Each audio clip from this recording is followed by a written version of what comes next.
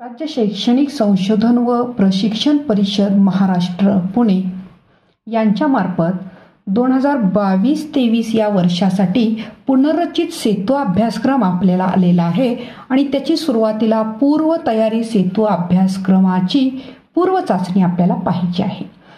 विज्ञान आणि तंत्रज्ञान भाग 1 इयत्ता 10वीचा चाचणी आपण आज सोडवणार आहोत. आता याच्यामध्ये 25 गुणांची ही चाचणी आहे. वेळ 1 तास आहे. प्रश्न पहिला आहे याच्यामध्ये खालील प्रश्न सोडवा. प्रश्न काय आहे बघा, प्रत्येकी 2 गुणांसाठी हा प्रश्न आहे.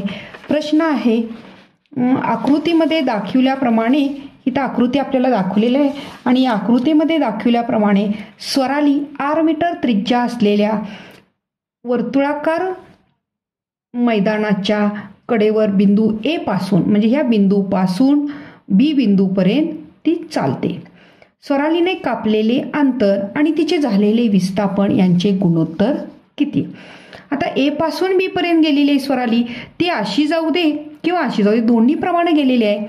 ती ज्यावेळी ह्या परिघावरून जाते त्याची त्रिज्या आपल्याला R सांगितलेली आहे. हे R आणि हे R. AB अंतर सुद्धा स्वराली जाते आणि अशी या मार्गे सुद्धा ती जाते. हा जो मार्ग आहे बाणाने दाखवलेला म्हणजे परिघाचा जो मार्ग आहे ते म्हणजे त्याचे अंतर आणि 2 बिंदूमधलं कमीत कमी अंतर म्हणजे विस्थापन. कमीत कमी अंतर म्हणजे विस्थापन.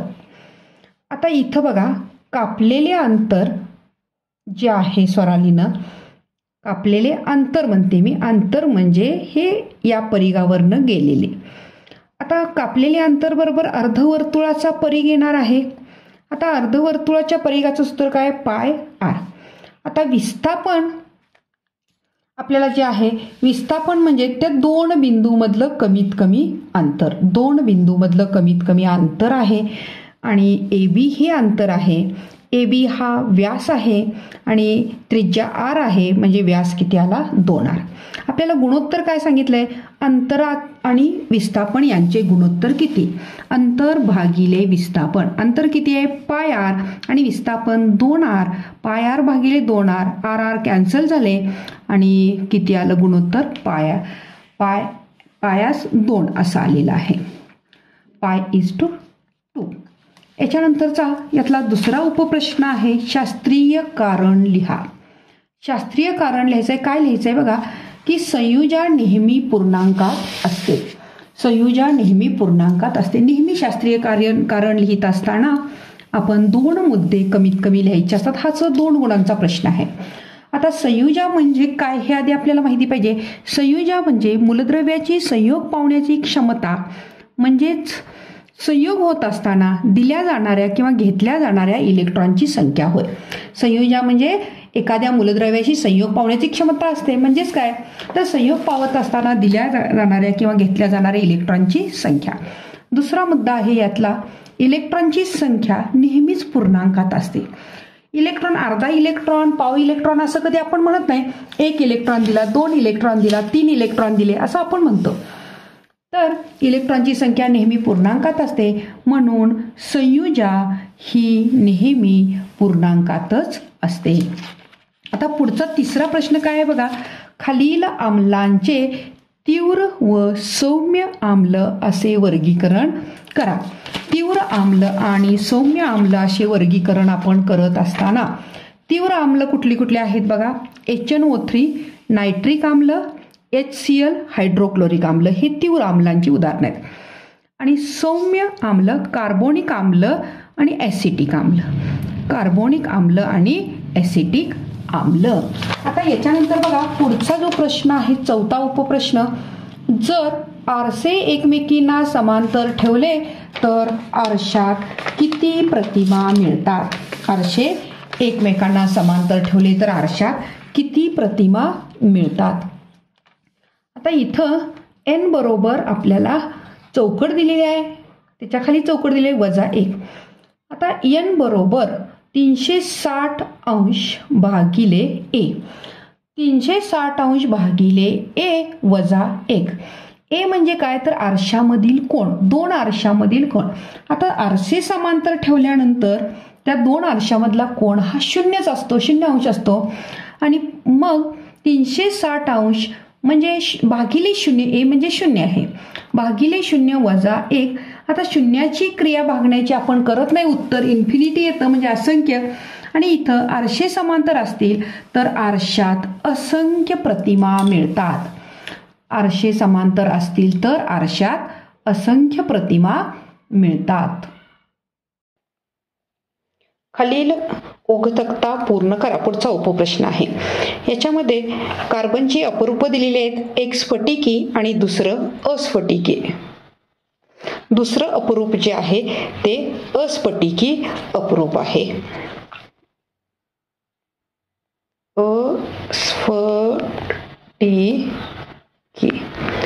अस्फटिकी.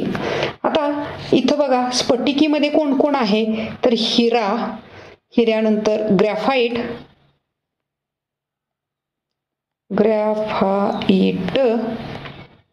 आणि तिसरं आहे फुलेरिन, फुलेरिन्स. ही दोन कार्बनची स्फटिकी अपरूप एक त्यांनी दिलेलं आहे, असे एकूण 3 आहेत. आता याच्यामध्ये बघा अस्फटिकीमध्ये कोण कोण आहे, 2 दिलेले, चारकोल, कोक दिलेला आहे. पहिलं आहे कोळसा म्हणजे दगडी कोळसा. पहिल्या बॉक्समध्ये आपण काय लिहिणार, दगडी कोळसा. पहिल्या बॉक्समध्ये लिहिणार आपण दगडी कोळसा. याच्यानंतर प्रश्न दुसरा आहे, खालील प्रश्न सोडवा, प्रत्येकी 3 गुणांचे हे प्रश्न आहेत. आता याच्यामध्ये बघा 3 गुणांचा हा प्रश्न आहे. खालील आकृती ओळखा व दिलेल्या क्रमांकासाठीची नावे लिहा. आता ही जी आकृती आहे ही निनाद म्हणजे निनाद निर्मिती कशी होते त्याची ही आकृती दिलेली आहे. आता निनाद निर्मिती कशी होते याच्यामध्ये बघा ह्या आकृतीला आपल्याला नावं दिलेली. पहिल्या ठिकाणी आहे परावर्तित ध्वनी. पहिल्या ठिकाणी काय आहे, परावर्तित ध्वनी.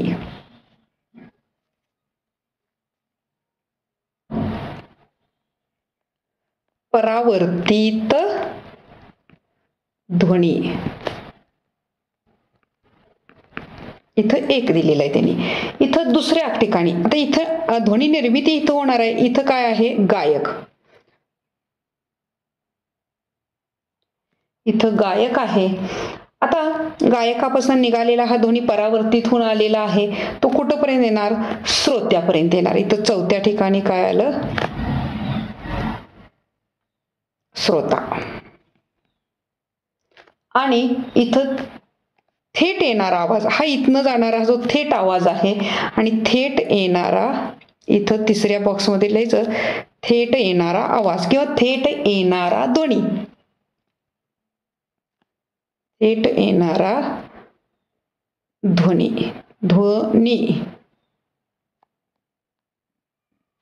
थेट येणारा ध्वनी. अशा पद्धतीने ही 4 नावं भरायची आहेत. पुढे बघा, आकृतीमधील विद्युत परिपथामध्ये विद्युत प्रवाह सुरू केल्यास काय होईल. विद्युत परिपथामध्ये विद्युत प्रवाह सुरू केल्यास काय होईल असं आपल्याला सांगितलेलं आहे. तर आता बघा इथं सुरू केल्यास काय होईल. पुढे एक प्रश्न आहे, 3 मार्काला आहे. 3 उपप्रश्न आहेत. पेन्सिलमध्ये कोणता पदार्थ आहे, त्याचा कोणता गुणधर्म आढळतो असं सांगितलेलं आहे. आता या आकृतीमध्ये जर विद्युत प्रवाह सुरू केला, इथं सेल दिलेला आहे. या ठिकाणी बघा, या ठिकाणी काय दिलेलं आहे आपल्याला, सेल दिलेला आहे. इथं बल्ब दिलेला आहे, इथं पेन्सिल आहे. आणि हे पेन्सिल मध्ये हे जे ग्राफाइट आहे ते विद्युत सुवाहक आहे. आणि त्याच्यामुळं ज्यावेळी बघा आपल्याला काय सांगितलं इथं, तर विद्युत प्रवाह सुरू केल्यास काय होईल. विद्युत प्रवाह सुरू केल्यास इथून जर विद्युत प्रवाह याचा सुरू केला सेलमधनं, तर या ग्राफाइट मधनं विद्युत धारा वाहेल आणि हा बल्ब सुरू होईल, म्हणजे बल्ब प्रकाशित होईल. तर काय होईल असं विचारले आपल्याला, तर बल्ब प्रकाशित होईल. उत्तर काय येणार आपलं, काय होईल, तर बल्ब प्रकाशित होईल. विद्युत प्रवाह सुरू केल्यानंतर बल्ब, विद्युत बल्ब प्रकाशित होईल, विद्युत बल्ब प्रकाशित होईल. आता विद्युत बल्ब प्रकाशित झाला का झाला, त्या ह्याच्यामध्ये पुढचा प्रश्न आपल्याला काय दिला विचारले बघा, की पेन्सिलमध्ये कोणता पदार्थ आढळतो, पेन्सिलमध्ये कोणता पदार्थ आढळतो. दुसऱ्याचं उत्तर आपण लिहायचं, पेन्सिलमध्ये कोणता पदार्थ आढळतो, दुसऱ्याचं उत्तर ग्रॅफाइट. पेन्सिलमध्ये कोणता पदार्थ आहे, ग्रॅफाइट आहे. आता त्यांचा गुणधर्म काय आहे म्हणले या पदार्थाचा, तिसरा प्रश्न तसा आहे. तर ग्रॅफाइट हे कार्बनचं अपरूप आहे आणि ग्रॅफाइटचा महत्वाचा गुणधर्म आहे, ग्रॅफाइट विद्युत सुवाहक आहे. ग्रॅफाइट काय आहे, विद्युत सुवाहक, गुड कंडक्टर, विद्युत सुवाहक आहे.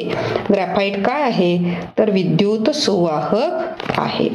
या पद्धतीने या प्रश्नाचं उत्तर येणार आहे.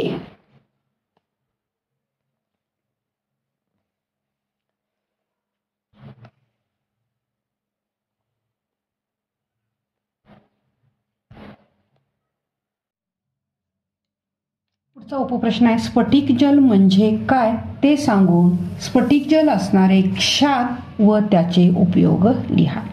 आता स्फटिक जल म्हणजे काय आहे, तर ज्यांच्या स्फटिक रचनेत पाण्याच्या रेणूंची संख्या निश्चित असते त्यांना स्फटिक जल म्हणतात. म्हणजे कुठल्याही स्फटिक रचना असू दे, दगडी कोळसा असू दे, ग्रॅफाइट असू दे, हिरा असू दे, त्यांच्या स्फटिक रचनेत जर पाण्याच्या रेणूंची संख्या निश्चित ज्यांच्या असते त्यांना स्फटिक जल म्हणतात. आता त्याची उदाहरणे आणि त्याचे उपयोग पण आपल्याला लिहायचे आहेत. आपण त्याची काही उदाहरणं बघूया. त्याची उदाहरणं आहेत तुरटी, बोरॅक्स, इप्सम साल्ट आणि बेरियम क्लोराईड. पहिलं बघा, तुरटीचा उपयोग आपण बघूया. तुरटीचा उपयोग कुठं कुठं करतात माहिती आहे आपल्याला, जलशुद्धीकरणासाठी तुरटीचा वापर करतात, कागद उद्योगात करतात, तसंच जखमेवरील औषधात सुद्धा या तुरटीचा उपयोग करतात. जखमेतून रक्तप्रवाह होत असेल तर रक्तप्रवाह थांबण्यासाठी म्हणून कुठलीही जखम झाली की तुरटी फिरवतात, तुरटीचा खडा असा फिरवला जातो. पुढं बोरॅक्स, कपड्यावरील डाग काढण्यासाठी या बोरॅक्सचा वापर करतात आणि सौंदर्य प्रसाधनामध्ये सुद्धा या बोरॅक्सचा वापर करतात. पुढं आहे इप्सम साल्ट. इप्सम सॉल्टचा उपयोग खते तयार करण्यासाठी तसंच स्क्रब तयार करण्यासाठी वापरतात. त्याच पद्धतीनं रेचक औषध निर्मिती, पचनासाठी वापरली जाणारी जी रेचक औषध निर्मिती आहे, औषधं आहेत त्याच्यामध्ये याचा वापर करतात. पुढचं चौथं आहे बेरियम क्लोराईड. बेरियम क्लोराईडचा उपयोग सांडपाण्यावर प्रक्रिया करण्यासाठी तसंच कागद उद्योगात आणि रंग तयार करण्यासाठी या बेरियम क्लोराईडचा वापर हा केला जातो. पुढचा उपप्रश्न आहे बघा, खाली काही विद्युत परिपथातील घटक दिलेले आहेत आणि या विद्युत परिपथातील घटकांचं चिन्ह काढायचं आहे आणि त्याचे उपयोग लिहायचे आहेत. आता हा जो दिलेला आहे विद्युत रोध म्हटलेला आहे, विद्युत रोध, तर त्याचं चिन्ह बघा कसं आहे, या पद्धतीनं आहे. आता त्याचा उपयोग काय आहे विद्युत रोधाचा, तर परिपथातून वाहणारी विद्युतधारा नियंत्रित करणे. परिपथातून जाणारी विद्युत धारा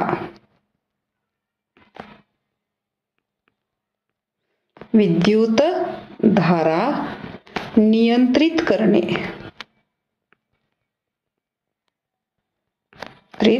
विद्युत धारा नियंत्रित करणे म्हणजे कमी जास्ती करायची, विद्युत धारा सुरू बंद किंवा कमी जास्ती करायची. याच्यानंतर दुसरं आपल्याला दिलेलं आहे व्होल्ट मीटर. दुसरं काय दिलेलं आहे, व्होल्ट मीटर. आता व्होल्ट मीटरचं चिन्ह कसं आहे बघा, फी इकडं प्लस आणि इकडं मायनस. व्होल्ट मीटरचा उपयोग काय आहे, विभवांतर मोजणे.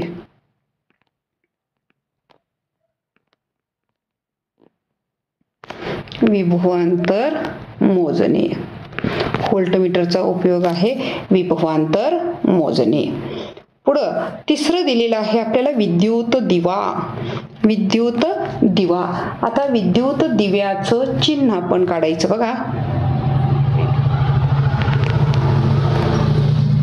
हे विद्युत दिव्याचं चिन्ह आहे. आता काय उपयोग काय त्याचा, तर विद्युत धारा वाहते की नाही हे तपासायचं. म्हणजे विद्युत धारेचे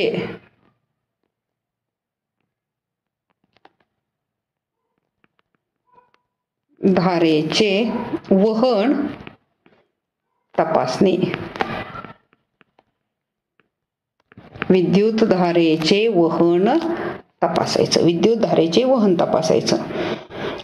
याच्यानंतर पुढचा आहे प्रश्न, खालीलपैकी कोणकोणत्या उदाहरणात दिलेल्या बलाकडून धन कार्य, ऋण कार्य व शून्य कार्य घडते ते सकारण लिहा. म्हणजे धन कार्य आहे कुठलं आणि ऋण कार्य कुठलं आहे ते सकारण लिहायचं आहे. 5वा उपप्रश्न आहे, खालीलपैकी कोणकोणत्या उदाहरणात बलाकडून धन कार्य, ऋण कार्य व शून्य कार्य घडते ते सकारण लिहा. 1. बंद पडलेल्या गाडीला धक्का देणे.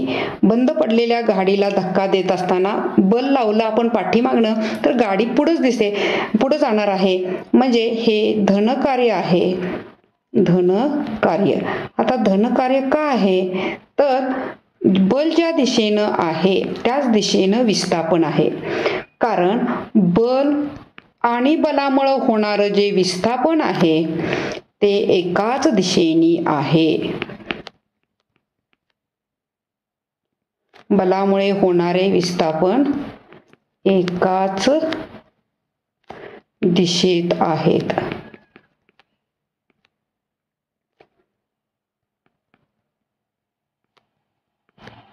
एकाच दिशेत आहे. दुसरं उदाहरण बघा काय आहे, तर तुमच्या मित्राने तुमच्याकडे फेकलेला चेंडूचा झेल घेणे.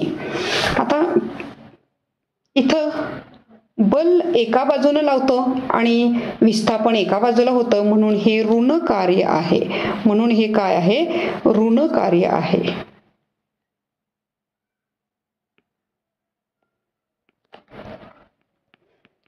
ऋण कार्य.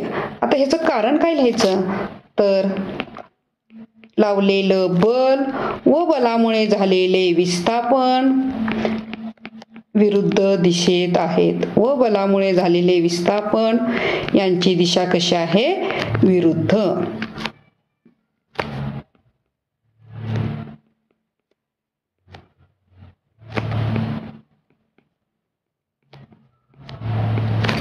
विरुद्ध दिशेत आहेत. दोरीच्या टोकाला दगड बांधून गोल गोल फिरवणे. दोरीच्या टोकाला दगड बांधून गोल गोल फिरवणे विस्थापन होतच नाही आणि म्हणून इथं शून्य कार्य. कसलं कार्य आहे इथं, शून्य कार्य. ह्याचं कारण लिहायचं की बलामुळे विस्थापन झाले नाही. बलामुळे विस्थापन नाही झाले नाही. अशा पद्धतीनं आपण ही प्रश्नपत्रिका पूर्ण केलेली आहे.